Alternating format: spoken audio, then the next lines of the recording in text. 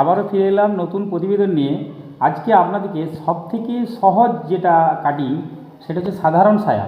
সেই সাধারণ সায়ার কীভাবে কাটবেন তার আমরা ড্রয়িংটা আপনাদেরকে করে দেখাচ্ছি, খুব সোজা জ্যামিতির মতো। তো চলুন আমাদের প্রতিবেদন শুরু করা যাক। আর প্রতিদিনের মতো প্রতিবেদন শুরু করার আগে যারা আজকে আমাদের নতুন আছো ভিডিওতে বা দর্শক আছো তাদেরকে একটাই অনুরোধ যে আমার চ্যানেলটাকে সাবস্ক্রাইব করে রাখুন, তাহলে সমস্ত ভিডিওগুলো আপনার কাছে চলে যাবে এবং বেল আইকনটা বাজিয়ে অলে ক্লিক করবেন। আর শেয়ার আর লাইক অবশ্যই করবেন। আপনার একটা শেয়ার বা লাইক আমাকে পরবর্তী ভিডিও বানানোর জন্য অনেকটা উৎসাহিত করে। ঠিক আছে, তো চলুন আজকে আমরা শুরু করব। এ দেখুন আমরা 20 সাইজ, আমরা দেখুন সাইজ কথাটা বলে থাকি সাইজ। এ দেখুন সাইজ কথাটার অর্থ হচ্ছে বিভিন্ন পোশাকের ক্ষেত্রে বিভিন্ন অর্থ বহন করে। এর ছায়া করতে গেলে কেউ তো মাপ দেয় না, আপনি যদি মাপের কথা বলেন তাহলে আপনার কাছে কেউ ছায়া করাবে না, লোকে ঠেঙাবে। তো যাই হোক, তাহলে যখন সাইজের কথা বলে দেয়, যেমন 40 সাইজ 38 সাইজ এরকম সাইজের কথা বলে দেয়, তো আমরা যদি এখানে খাতাতে 38 সাইজ লিখি তাহলে খাতায় ধরবে না। তার জন্য আমরা সাইজটা 20 করে নিলাম, কারণ আমরা সূত্র মারফত করবো। 20 করতে পারলে আমরা 40 সাইজের ছায়াও বানাতে পারবো। তাহলে আমার প্রথমেই সূত্র হচ্ছে সাইজ সমান ঝুল আর ঝুল সমান কোমর। অর্থাৎ সাইজ যদি 20 হয় তাহলে ঝুলও 20 আর কোমরও 20। তাহলে আমার কী দাঁড়ালো, সাইজ 20, ঝুল 20 আর কোমর 20, এই তিনটি মাপ আমরা পেয়ে গেলাম। তাহলে যদি 40 সাইজ হয় তাহলে সাইজও 40 হবে, ঝুলও 40 হবে, কোমরও 40 হবে, ব্যাপারটা একই। তাহলে চলুন আমরা এবারে প্রথমে ঝুল লাইনটা আমরা নিয়ে ফেলি। প্রথমে লম্বার বাম নিয়ে ফেলবো। এইখান থেকে স্কেল বসাবো, যেমন মার্জিনের উপরে আমরা টেনে নিয়েছি। তো দেখুন আমাদের সূত্র প্রথমে কী আছে, ঝুলের সূত্র কী আছে, ঝুল -1 + 1। ঝুলের সূত্র কী বললাম, ঝুল -1 + 1। তাহলে এখানে লিখুন এ থেকে বি, এ থেকে বি, এ থেকে বি, এটা কী লিখবেন এখানে, ঝুল সমান ঝুল -1 + 1। তাহলে ঝুল কত আছে আমার বলুন, 20। তাহলে 20 থেকে 1 বিয়োগ করলে 19 হয়, আর তার সাথে 1 যোগ করলে 20 হয়। তার জন্য এটা 19-এর দাগ হলো, 20 থেকে 1 বিয়োগ করলে 19 হলো, আবার 1 যোগ করলাম 20 হলো। তাহলে এখানে সমান 20 ইঞ্চি লিখুন, সমান 20। এরপরে চলে আসুন কোমর লাইনে। এই এ থেকে এটা হয় কোমর লাইন। কোমর লাইনের সূত্র কি, কোমরের হাফ + 1। কোমর কত আছে বলুন, কোমর আছে 20, তার অর্ধেক হচ্ছে 10, আর তার সাথে 1 ইঞ্চি বাড়তি, অর্থাৎ 11 ইঞ্চি। এই দেখুন 11 দেখতে পাচ্ছেন নিশ্চয়ই। এখানে আমি লিখুন এ থেকে সি, এ থেকে সি, এটা কি হলো কোমর লাইন। তাহলে এখানে লিখুন কোমর লাইন সমান কী বললাম সূত্রটা, কোমরের হাফ + 1। হাফ কোথাকে আমরা 1 দিয়ে পাস করলাম, তাহলে কত হচ্ছে 20 অর্ধেক 10, আর তার সাথে 1 ইঞ্চি যোগ করলে হয় 11 ইঞ্চি। ঠিক আছে, ব্যাস আমার ঝুল লাইন হয়ে গেল, কোমর লাইন হয়ে গেল। এরপরে চলে আসবো ঘের লাইন। এই যে বি থেকে ডি, এটা হবে ঘের লাইন। ঘের লাইনের মাপ কত, কোমর লাইন সমান ঘের লাইন। আমরা অঙ্কের মাধ্যমে যাব না, তাই সহজভাবে আমরা করব। তাহলে কোমর লাইন সমান ঘের লাইন, অর্থাৎ কোমর লাইন কত আছে আমার 11 ইঞ্চি। তাহলে এটাও আমার হবে 11 ইঞ্চি। বি থেকে ডি, এটা কি কোমর লাইন, ঘের লাইন। ঘের লাইন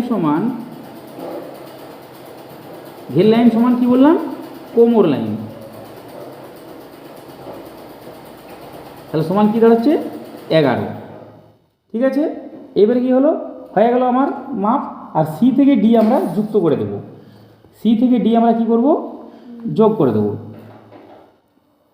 সি থেকে ডি, ব্যাস যোগ করে দিলাম।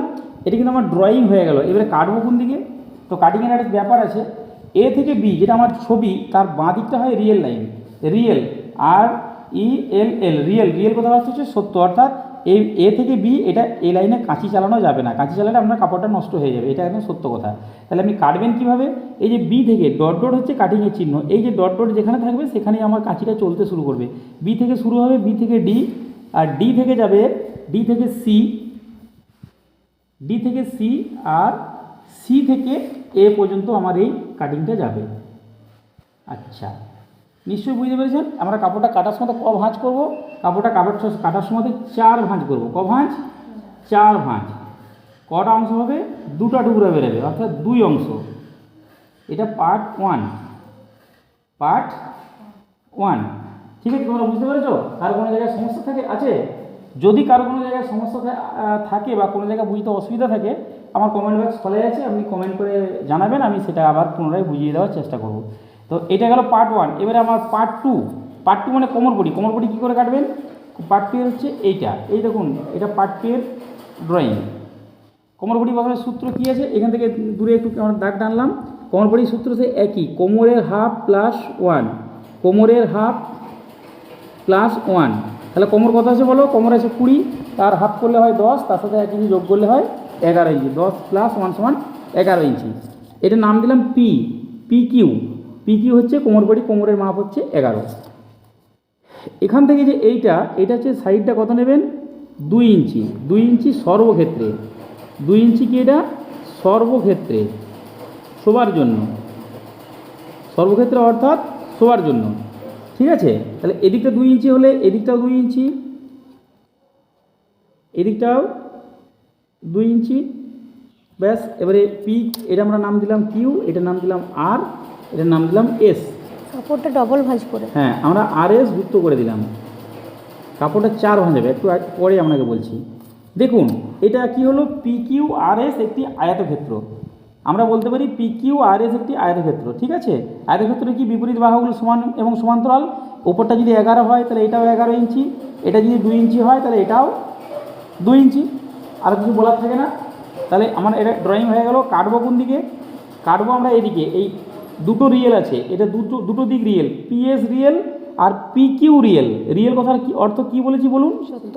সত্য মানে কি, কি সত্য, যে কাঁচি, চলবে না। কাঁচি চালানো যাবে না। পি আর কিউ আর এই দুটো লাইনে কাঁচি চালানো যাবে না। তাহলে আমরা কাটবো কোন দিকে, এই যে এস থেকে আমার কাটিং লাইন আছে, এই এস থেকে আমরা কাটিং লাইন দেবো। কাটিং লাইন দেওয়ার পর এই কিউ পর্যন্ত কাটবো। এটা ক ভাঁজ আছে কাপড়টা, 4 ভাঁজ করে কাটবো। 4 ভাঁজ আর 1 অঙ্ক।